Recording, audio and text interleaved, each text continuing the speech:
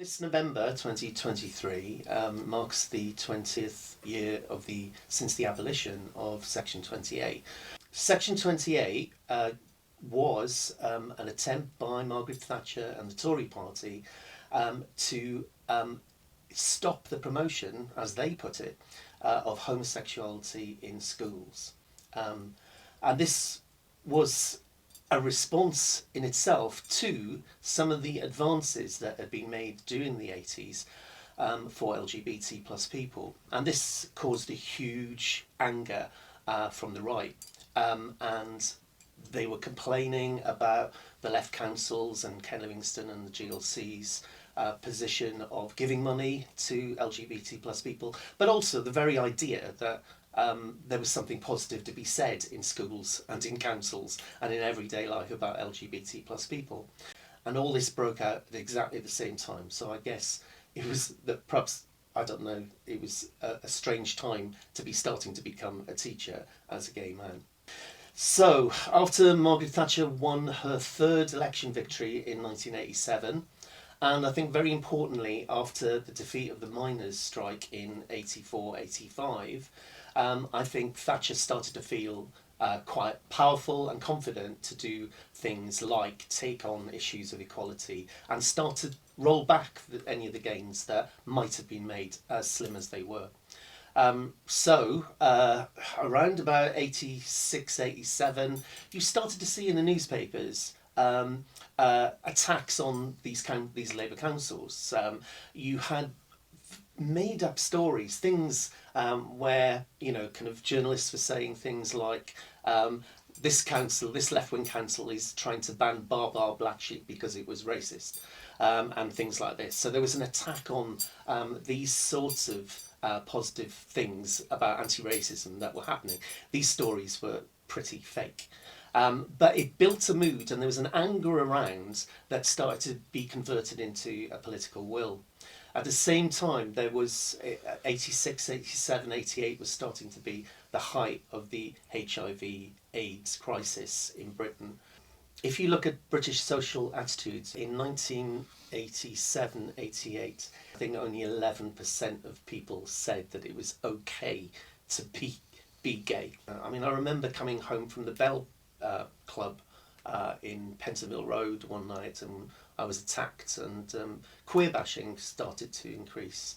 And there was always this fear, there'd always been this fear about that, but you sensed that was getting worse and that you were a target.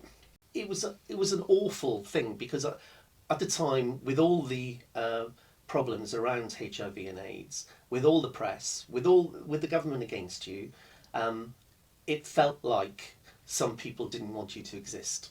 And again, I think that is, I can't imagine it, but I'm sure that is what some trans people feel today. So the fight back did happen against Section 28, and it's one of the things that is usually, what people usually mentions are the people who abseiled into Parliament and the people who chained themselves to the desk at the BBC and 6 o'clock news. And one of the things that is really important to remember, and it doesn't get remembered that much, are the demonstrations that took place against Section 28. And they were historic because, of course, there'd been prides before where people had stood up and said, we're here and we're proud. But this was a fight back against an attack, a political attack. And I don't think that had happened before in that way. So in January of 1988, and a demonstration was organised, and we marched from Embankment to Downing Street. And I remember feeling such pride in what we did because people were so angry, and it was great to see, LGBT plus people just being on the streets for themselves, fighting back against the government. It was really inspiring. And when we got to Downing Street, I remember people jumped onto the gates and tried to jump over. There was a sit-in. The police came with their horses and tried to run their horses into the sit-in. It was really angry, but it made me feel good that we could fight back, and we were together in that fight back. After that, we went around some of the pubs and clubs, and we leafleted them. And then there were two further demonstrations that we leafleted for. The first was in Manchester, where over 20,000 people demonstrated against Clause 28. And then finally in April that year, there was also a big demonstration in London of about 15 to 20,000 people. It was a majority LGBT plus presence, but I do think also you were starting to see people come to support their friends and colleagues at work, and that grew as it went on.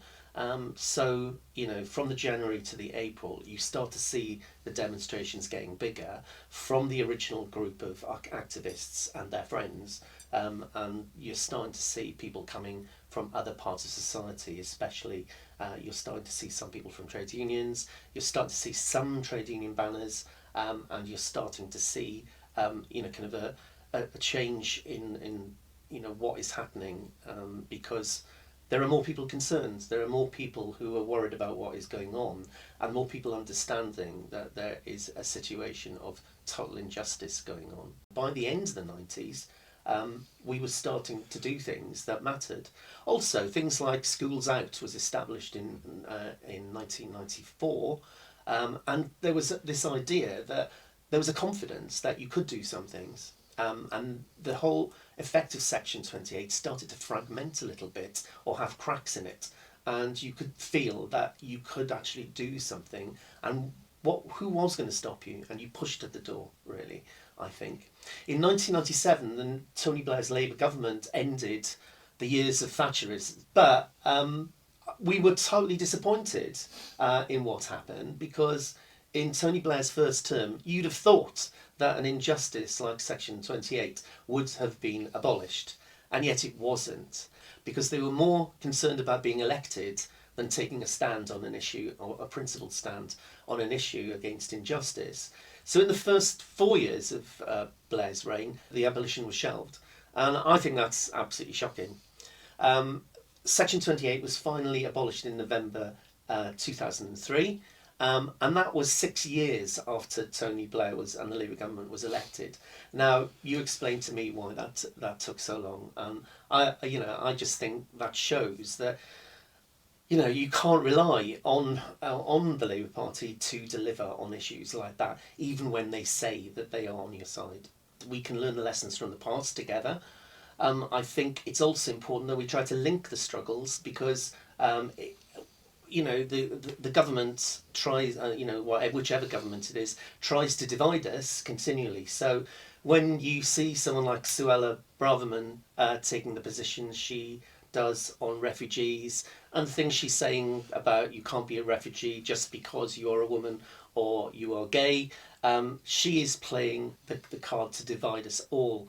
And if we don't unite together, then she has the potential to divide us.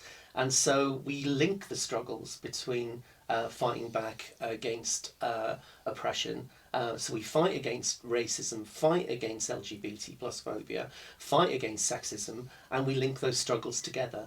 But also we locate those in every classroom, every workplace, every institution in society, that fight back takes place, and we can force them back and make them on the defensive, rather than us having to defend ourselves. And I think it gives the potential of winning. The working class has the potential to beat the government and force the government to do things. And it's about linking the fight in the class struggle that is really important.